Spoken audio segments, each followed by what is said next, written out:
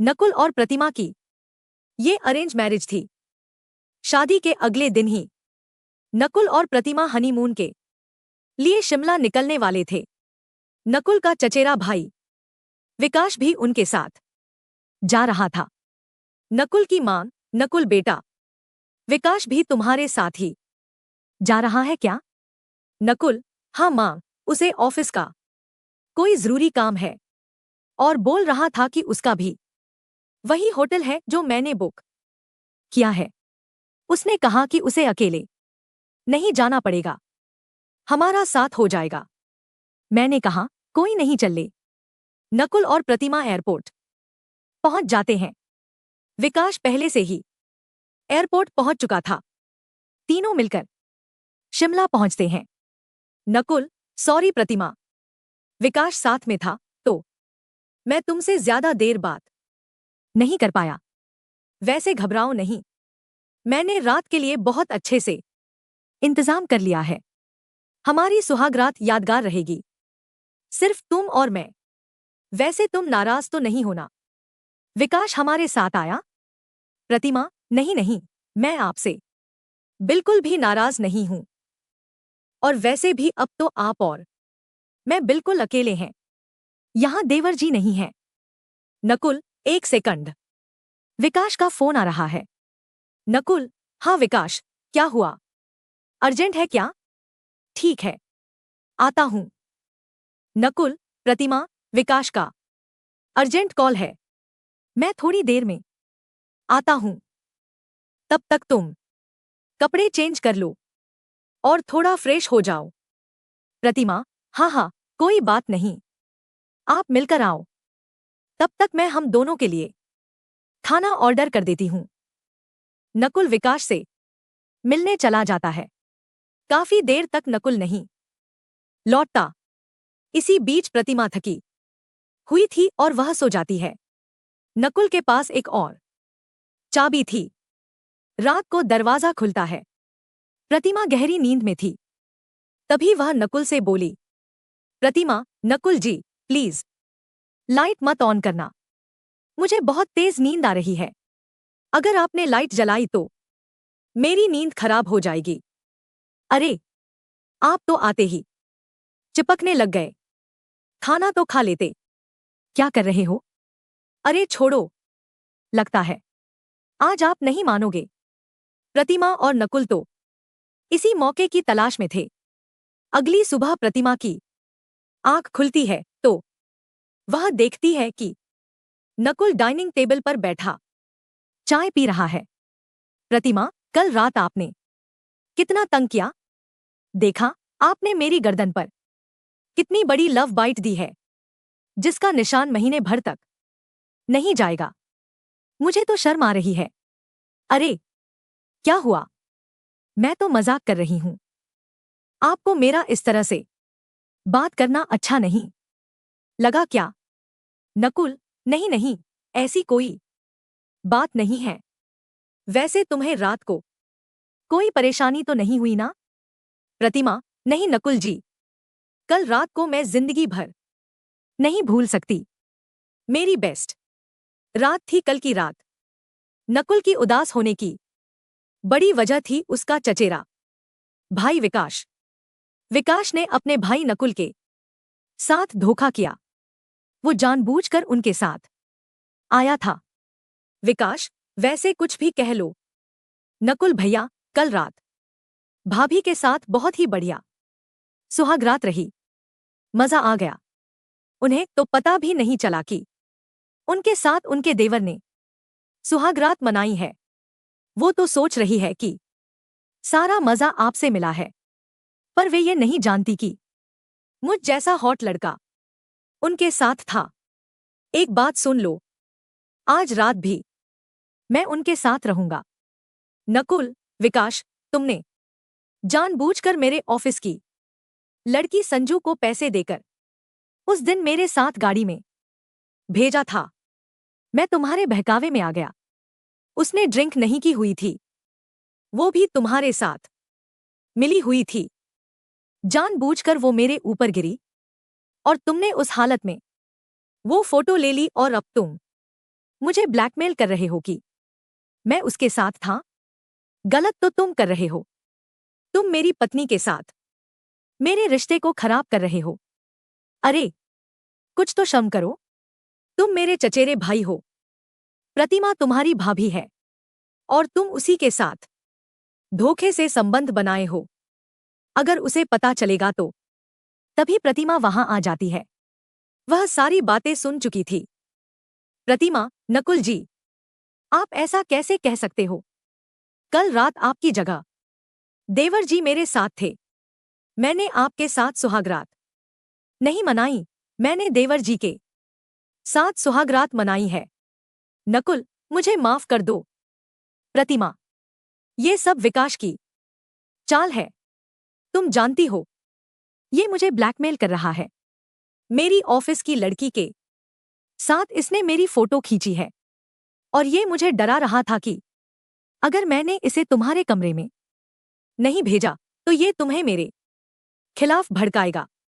मैं डर गया था कि कहीं तुम्हारा और मेरा रिश्ता शुरू होने से पहले ही खत्म ना हो जाए। मुझे माफ कर दो। अब तो तुम्हें सच्चाई पता चल ही गई है। मेरा विश्वास करो, इसने तुम्हारे साथ जो भी किया वह गलत किया है। प्रतिमा, बहुत अच्छा किया। मुझे तो बहुत मजा आया। क्यों देवर जी, आपको मजा नहीं आया मेरे साथ सुहागरात मनाकर? ये देखो ना, आप भी कितने शरारती हो। आपने मेरी गर्दन पर ये लव बाइट का निशान छोड़ दिया। विकास, सॉरी भाभी जी। भाभी जी नहीं, सॉरी डार्लिंग। नकुल, ये सब क्या है? प्रतिमा, तुम ऐसी हरकत क्यों कर रही हो? मैं ये सब देखकर हैरान हूं। प्रतिमा, ज्यादा हैरान होने की जरूरत नहीं है। मैं और विकास पिछले 5 साल से गर्लफ्रेंड बॉयफ्रेंड है। हमने तो यह सब नाटक तुमसे पैसे ऐंठने के लिए किया था। मुझे विकास ने बताया था कि तुम अच्छी खासी प्रॉपर्टी के मालिक हो, इसलिए मैंने तुमसे झूठी शादी की। मैं तो तुम्हें अपने आप को हाथ भी ना लगाने दूं। मुझे तो मेरा विकास ही छू सकता है। अब एक काम करो, ज्यादा समय मत लगाओ। अगर तुमने हमें कल दोपहर तक 5 लाख रुपए नहीं दिए तो मैं तुम पर इल्जाम लगा दूंगी कि तुमने मेरा इस्तेमाल किया है और मुझे मेरे प्यारे देवर जी के साथ सुहागरात मनाने के लिए जबरदस्ती मजबूर किया है। फिर तुम्हें जेल जाने से कोई नहीं बचा सकता। अब हम जैसा कहेंगे तुम्हें वैसा ही करना होगा। जब हमें पैसे की जरूरत होगी तुम्हें हमें पैसे देने होंगे। चलो विकास, मेरा ना बहुत मन कर रहा है। कमरे में चलते हैं। विकास, लगता है कल रात का ज्यादा ही मजा आया है। चलो डार्लिंग, मैं कहाँ मना कर रहा हूं। नकुल, प्रतिमा और विकास की चाल में बुरी तरह फंस चुका था। उसे कुछ समझ नहीं आ रहा था कि वह क्या करे। वह घर वापस जाकर सबके सामने लज्जित नहीं होना चाहता था। नकुल, मुझे जीने का कोई हक नहीं। ऐसी शर्मसार जिंदगी जीने से तो अच्छा है कि मैं मर जाऊं। नकुल जैसे ही पुल से कूदने लगता है तभी उसका मोबाइल फोन बजता है। नकुल देखता है कि मोबाइल पर उसकी मां है। वह अपनी मां से आखिरी बार बात करना चाहता था। नकुल, हाँ मां ठीक है। मैं होटल पहुंचकर आपकी बात प्रतिमा से करवा दूंगा। क्या तबीयत ठीक नहीं है? मां, कितनी बार कहा है कि समय पर दवाई ले लिया करो। हाँ मैं करता हूं मां। नकुल फोन रख देता है। उसकी आंखों में आंसू थे। वह अपनी मां की आवाज सुनकर दुखी हो जाता है। नकुल, मैं क्या करूं? मां मेरे बिना अकेली हो जाओगी। मैं ये कदम नहीं उठा सकता। मुझे कुछ समझ में नहीं आ रहा है। मां, मैं तुम्हें कैसे बताऊं कि मैं कितना परेशान हूं। नकुल सड़क पर रोता हुआ पैदल ही चला जा रहा था। अचानक वह एक लड़की से टकरा जाता है। लड़की, नकुल, तू और यहाँ शिमला में? नकुल, सौम्या, तू? सौम्या, हाँ मैंने तुम्हें बताया था ना, मैं वकील बन गई हूँ।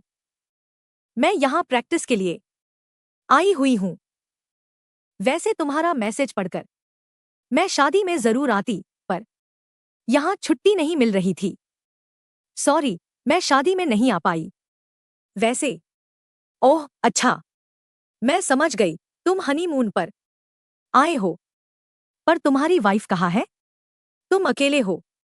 एक सेकंड, तुम्हारी आंखों में आंसू कैसे? क्या तुम रो रहे थे? नकुल को कुछ समझ नहीं आ रहा था। वह फूट फूट कर रोने लगता है। सौम्या नकुल की बचपन की दोस्त थी। सौम्या के कहने पर नकुल उसे सारी बात बता देता है। सौम्या, नकुल, घबराने की कोई बात नहीं है। तुम बिल्कुल भी नहीं डरोगे और तुम उन्हें कोई पैसे नहीं दोगे। मैं तुम्हारे साथ कुछ गलत नहीं होने दूंगी।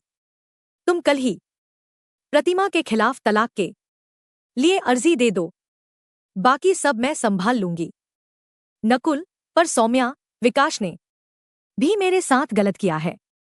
सौम्या, कोई टेंशन नहीं है। दोनों को तुम्हें ब्लैकमेल करने के जुर्म में कड़ी सजा होगी। बस तुम्हें उन दोनों की बातों को इस फोन में रिकॉर्ड करना है। उसके बाद उन्हें सजा से कोई नहीं बचा सकता। नकुल सौम्या के कहे मुताबिक होटल जाता है और विकास और प्रतिमा की रिकॉर्डिंग कर लेता है। नकुल, कान खोलकर सुन लो। मैं तुम दोनों को एक फूटी कौड़ी भी नहीं दूंगा। तुम्हें जो करना है कर लो। प्रतिमा, विकास, अब क्या करें? ये तो हम दोनों को एक साथ रहने भी नहीं देगा और पैसे भी नहीं देगा। कहो तो इसके खिलाफ पुलिस में झूठी रिपोर्ट कर दूं? विकास, हाँ प्रतिमा डार्लिंग, ये तो तुम्हें करना ही पड़ेगा, वरना हम पैसों के मोहताज हो जाएंगे। ये मुर्गा हमारे हाथ से चला जाएगा तो हम दोनों कैसे एक साथ मजे कर पाएंगे यार? नकुल तो चाहता था कि प्रतिमा और विकास आपस में ऐसी बातें करें जो फोन में रिकॉर्ड हो जाए और उसे सबूत मिल जाए। सारे सबूत अब सौम्या के पास थे। उसने पुलिस को भेजकर होटल के कमरे से विकास और प्रतिमा को पकड़वा दिया। प्रतिमा और विकास को उनके किए की सजा मिल गई। अगर मेरे चैनल पर पहली बार आए हैं तो मेरे चैनल को सब्सक्राइब कीजिए ताकि आप लोगों तक मेरे वीडियो का नोटिफिकेशन पहुंच सके। मेरे वीडियो को लाइक, शेयर, कमेंट कीजिए ताकि आप लोगों के लिए अच्छा से अच्छा वीडियो बना सकूं। जय हिंद, जय भारत।